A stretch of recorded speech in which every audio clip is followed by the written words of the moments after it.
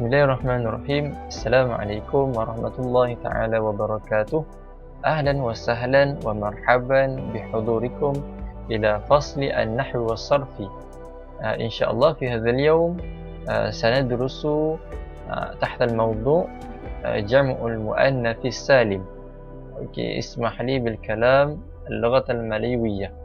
Okey, insyaallah hari ini kita akan mempelajari tajuk jamak muannas salim dan kita akan berkongsi apakah kaedah yang mudah untuk kita memahami dan kita nak meletakkan i'rab bagi jamak muannas salim dan seterusnya jamak taksir yang saya rasa semua orang dah faham apa itu jamak taksir. Jadi kita mulakan dengan pembacaan ta'rif dia dahulu. Kalau dilihat pada paparan, ini merupakan kitab Nahwu tingkatan 2. Okey, jam'ul muannats salimi at-ta'rif huwa ma dalla ala aktsari min ithnataini bi ziyadati alifin wa ta'in ala mufradihi biduni taghyirin fil mufrad. Okey, apa itu huwa ma dalla? Isim. Huwa di situ memberi maksud adalah isim yang menunjukkan madalla yang menunjukkan ala aktsar, lebih daripada dua untuk perempuan sahaja, dengan ditambahkan alif ta ala mufradihi, kepada mufrad dia, tanpa berlaku perubahan pada mufrad. Contoh, kalau kita ambil perkataan itu adalah perkataan mufrad. Contoh kita ambil muslimun. Bila kita nak jadikan dia lebih daripada dua orang perempuan, jadi kita hanya perlu tambahkan alif ta sahaja, maka jadilah muslimatun. Itu senang kan? Okey, itu adalah jamak muannas salim. Okey, seperti contoh yang diberi kat bawah, al-muslimatu mujtahidatun, orang-orang muslim yang bersungguh-sungguh. Jadi penggunaan alif ta menunjukkan dia adalah perempuan. Jadi senang, sangat senang. Okey, dia termasuklah kalau kita katakan orang-orang muslimah, orang-orang perempuan yang muslim salih, contoh dia akan jadi al-muslimatu salihatun. Okey, contoh yang kedua. Maafkan Ustaz, okey, ni ada perkataan yang kabur hurufnya. Okey, di sini ialah al-mu'minuna fi rawdatil jannah. Rawdati al-jannah. Okey, mana perkataan jamak muannas salim? Okey, sudah tentulah jamak muannas salim dia ialah rawdatul jannah, iaitu jamak kepada rawdatun, iaitu satu taman. Rawdatil jannah itu adalah taman-taman syurga. Orang-orang mukmin berada di dalam taman-taman syurga. Okey, yang ketiga, akala Muhammadun thalatha baydatin fi iftarihi. Telah makan Muhammad 3 biji telur pada waktu sarapannya. Kan ni sarapan maknanya. Sarapannya. Okay, baydatin asal daripada perkataan baydatun. Sebiji telur ialah baydatun. Bila jamak dia akan jadi baydatun. 3 biji telur. Okey, bila disebut tentang jamak muannas salim, kebanyakan jamak muannas salim ni digunakan pada orang. Jarang dan sedikit sahaja digunakan untuk bukan orang. Seperti contoh macam tadi kita taman. Seperti contoh telur. Kebanyakan selain daripada orang, dia banyak gunakan jamak taksir. Okey, jelas kan? Okey, sekarang ni kita teruskan kepada i'rabnya. Bila sebut tentang i'rab, okey, ingat kembali dalam kaedah yang lepas Ustaz menggunakan 3 pen warna. Jadi sediakan, tolong sediakan sekarang sebelum catat nota yang Ustaz akan tuliskan sebentar lagi dengan menggunakan pen warna. Okey, sediakan sekurang-kurangnya pen biru, hitam dan merah. Okey. Okey, dah sedia? Okey, terbaik. Okey, kita teruskan kepada i'rab. I'rabuhu. Okey, i'rabuhu yang pertama yurfa'u bid-dhammah. Yurfa'u bid-dhammah. Bila yurfa'u bid-dhammah? Okey, yurfa'u bid-dhammah iaitu dia merupakan alamatun asliyah. Okey, kenapa dinamakan alamat asal? Cuba kita tuliskan sedikit nota di sini. Okey, kalau mufrad, perkataan itu tunggal dalam bilangan satu yang kita belajar di awal sekali. Okey, kita tahu di awal sekali perkataan itu mestilah perkataan mufrad. Okey, contoh yang pertama ar-raf'u bi ad-dhammah, an-nasbu bi al-fathah, al-jarru bil kasrah. Okey, al-jarru bil kasrah. Okey.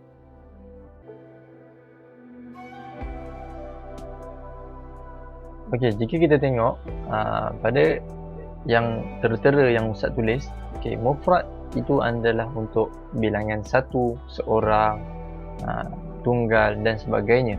Okay. Jadi bagaimanakah kedudukan i'rab, hukum, kedudukan dia dan alamat dia. Okay, kita lihat sebab tu mufrad dia panggil alamatun asliyah sebab dia adalah dalam bilangan yang satu, mula-mula sekali. Okay, yang kita jumpa dalam buku, dalam kitab kita di muka surat yang pertama. Okay. Yang pertama ar-raf'u bid-dhammah dengan baris depan. Kemudian an-nasbu bil fathah dengan baris atas, al-jarru dengan baris bawah. Semua tahu. Okay, kali ni Ustaz nak ceritakan tentang i'rab jamak muannas salim. I'rab jamak muannas salim. Okay, Ustaz akan gunakan warna purple untuk nampak jelas dan tidak mengelirukan. I'rab jam'u al-muannats as-salimi. Okey.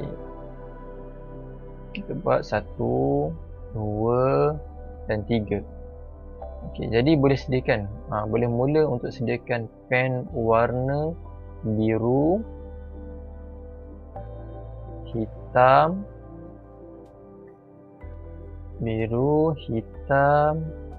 merah. Okey, sekurang-kurangnya. Okey. Kita buat yang berwarna biru itu kita nak letakkan dia sebagai apa kita nak letak. Okay, yang berwarna biru kita nak letak dia sebagai tempat. Tempat ataupun kedudukan. Tempat ataupun kedudukan. Yang kedua, kita nak gunakan warna hitam. Warna hitam sebagai hukum. Hukum apa? Hukum i'rab itu sendiri. Dan yang ketiga adalah berwarna merah. Warna merah adalah apa? Alamat. Alamat ataupun tanda. Okey, tanda. Okay, sekarang ni yang pertama kita nak letakkan di sini kita akan letakkan hukum. Okey, yang pertama seperti biasa dia adalah ar-raf'u. Yang kedua dia adalah an-nasbu. Dan yang ketiga dia adalah al-jarru. Okey. Sama macam yang di atas. Kan? Okey. Kalau kita lihat yang pertama ar-raf'u, yang kedua kita nak tanda dan alamat. Tanda dan alamat. Ar-raf'u bi ad-dhammah, tanda dia. Okey. Kenapa dia masih lagi ad-dhammah? Okey, sebab jamak muannas salim dia tidak ada berlaku perubahan huruf. Semua huruf dia adalah satu sahaja, iaitu alif ta. Kan? Okey, jadi berlaku perubahan dia kalau sekiranya al-muslimat itu duduk di depan, al-muslimat itu duduk sebagai mangsa, al-muslimat itu duduknya selepas huruf jar. Jadi yang berlaku perubahan adalah baris dia. Kan? Okay, yang pertama baris ar-raf'u bi ad-dhammah, maka dia akan jadi al-muslimatu. Bila kita akan tengok sebentar lagi. Yang kedua an-nasbu bil kasrah dengan baris bawah. Dan yang ketiga al-jarru bil kasrah. Al-jarru bil kasrah dengan baris bawah. Okey. Okey, kita nampak kan? Jadi nampak tak al-jarru dan an-nasbu itu adalah sama, kan? Al-jarru dan an-nasbu dan al-jarru adalah sama. Okey. Jadi sekarang kita nak lihat bilakah sesuatu isim itu akan jadi ar-raf'u. Jadi kita nak letak kan. Okey. Ni ustaz ambil yang basic. Kalau kita nak tahu lebih lanjut, dia sebenarnya banyak lagi. Okey. Ni ustaz ambil yang simple, yang paling asas. Okay, yang pertama apa dia? Okey, betul. Dia adalah mubtada'. Kalau isim itu adalah dia berada di tempat mubtada'. Mubtada' senang je kita nak kena mubtada'. Isim duduk di awal ayat. Contoh al-muslimatu musafiratun. Okey, al-muslimatu duduk di awal ayat dan dia adalah isim, maka dia adalah mubtada'. Okey. Yang kedua, dia adalah khabar. Khabar. Contoh, dan yang ketiga adalah fa'il. Okey, itu tiga. Kita ambil tiga sahaja dulu. Okey, yang kedua, bila sesuatu isim itu akan jadi nasbu ataupun mansub. Okey, yang pertama adalah al-maf'ulu bihi. Kan, ataupun yang kita katakan sebagai mangsa. Okey, dan yang ketiga al-jarru bil kasrah. Al-jarru bil kasrah ni bila apabila dia ismun majrurun. Ismun majrurun. Apa itu isim majrur?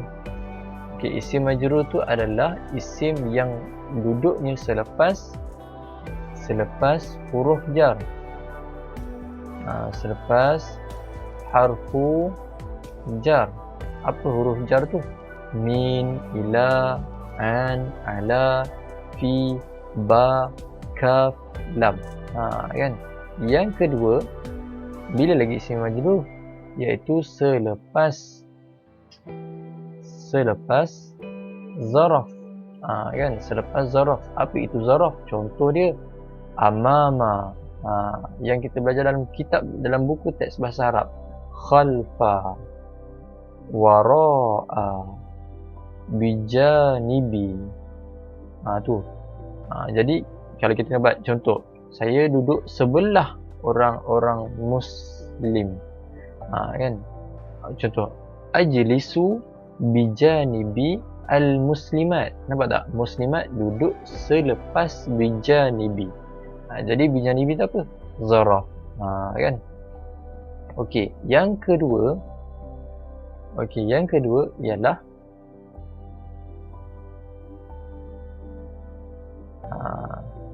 mudhafu ilaih.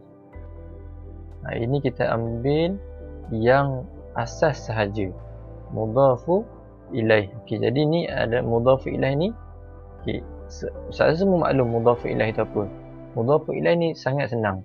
Contoh kalau kita buat bilik guru perempuan.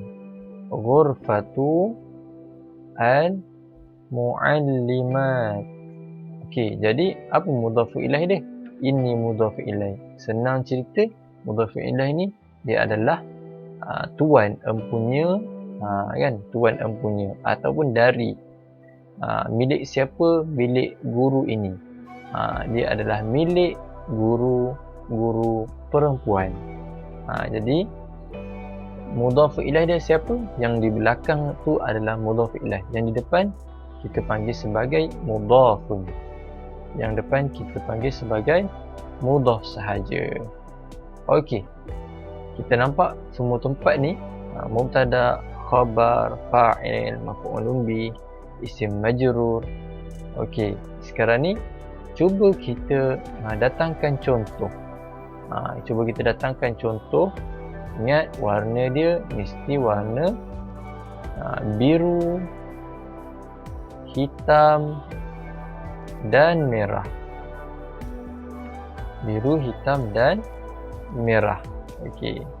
Jadi kita gunakan satu contoh. Contoh dia kita guna warna purple. Contoh kita buat al-muslimatu musafiratun. Okey, sekarang ni kita tak tahu apa baris dia. Kan kita tak tahu al-muslimat ni kita tak tahu apa baris dia. Sekarang kita nak tahu baris dia. Apa baris dia? Okey, yang pertama kita kena letakkan warna biru. Okey, cuba teka muslimat ini berada di tempat manakah dia. Okey, tengok warna biru yang ada di atas. Kan, mubtada, khabar ke, fa'il ke, maf'ul bih ke, isim majrur ataupun mudhaf ilaih. Okey, cuba jawab. Okey, Ustaz beri jawapan dia. Jawapannya adalah mubtada. Okey, betul bagi siapa yang jawab mubtada. Okey, mubtada. Dan bila selepas mubtada, automatik dia adalah khabar. Jadi ini adalah khabar. Okey, warna biru dah selesai. Mubtada. Kalau kita lihat di atas tadi, mubtada berada di kelompok mana? Raf'u, nasbu, jarru. Ar-raf'u. Okey, betul. Okey, mubtada berada di kelompok ar-raf'u. Ar-raf'u. Okey, dan khabar berada di kelompok mana? Pun ar-raf'u, kan? Kalau kita lihat di sini, khabar. Okey, ar-raf'u. Jadi kita tulis okey, ar-raf'u. Okey, kemudian tinggal warna yang terakhir iaitu ad-dhammah ataupun al-fathah al-kasrah. Okey, ada 3 pilihan. Kita tengok ar-raf'u bi-dhammah. Okey, ar-raf'u bi ad-dhammah. Okey, jadi al-khabar ar-raf'u bi ad-dhammah juga. Okey, bi ad-dhammah. Okey, jadi kita tahulah dhammah itu baris apa? Baris depan. Jadi kita pun letak al-muslimatu, baris depan juga musafiratun. Ada tanwin sebabkan dia tidak ada alif lam. Okey, senang kan? Jadi cuba kita buat contoh yang kedua. Okey, contoh yang kedua kita buat ra'aitu al-muslimat. Okey, sekarang ni kita lihat apakah jamak muannas di sini. Jamak muannas dia adalah muslimat. Okey, apa kedudukan muslimat tu? Apa kedudukan muslimat? Khabar ke? Fa'il ke? Maf'ul bih ke? Mudhaf ilaih ke? Okey, kita lihat dalam ayat. Kebiasaan kalau ayat macam ni, okey, ini adalah pelaku. Ini adalah pelaku. Jadi di sini kita bariskan dia sebagai ra'aitu. Ra'aitu ini mewakili siapa? Mewakili saya ataupun ana. Jadi siapa muslimat di sini? Saya melihat muslimat. Jadi muslimat ini sebagai mangsa. Okey, mangsa. Jadi kita terus tulis mangsa apa dia? Al-maf'ulu bih. Dan kemudian kita terus letakkan apa maf'ul bih berada di mana? Okey, maf'ul bih berada di nasbu. Hukum dia adalah nasbu. Okey, kita pun terus turunkan hukum dia. An-nasbu. Okey, kemudian warna merah. Nasbu ini dengan baris apa? Baris atas ke? Baris bawah ke? Okey, an-nasbu bil kasrah. Okey, terbaik. Jadi kita buat an-nasbu bil kasrah. Okey, saya dah pandai dah baca. Ra'aitu al-muslimati. Okey, bukan al-muslimata. Dia tidak ada baris atas. Okey.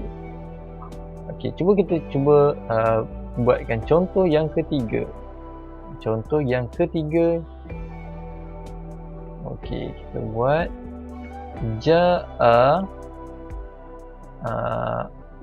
Ja'a ukhti, ja'at ukhti ila baiti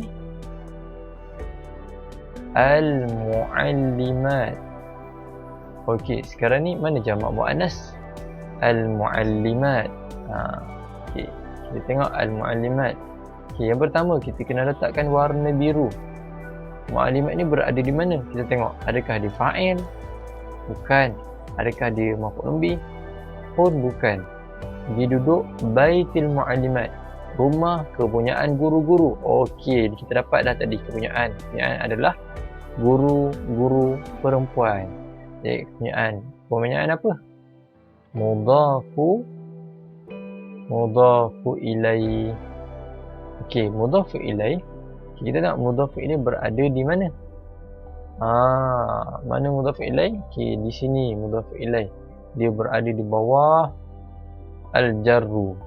Okey, jadi kita terus tulis. Okey, mudhafu ilaih. Warna hitam. Maaf. Okey, mudhafu ilaih majrur.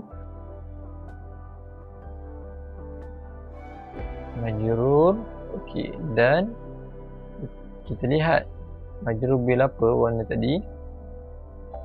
Majrur bil kasrah ni. Majrur bil kasrah. Okey, majrur bil kasrah. Jadi itu adalah kesimpulan daripada tajuk jamak muannas salim. Jadi kalau kita lihat dalam buku sama je, benda yang sama, yujarru bil kasrah, yunsabu bil kasrah. Jadi selesai untuk tajuk muannas salim. Okey, terima kasih. Semoga bermanfaat.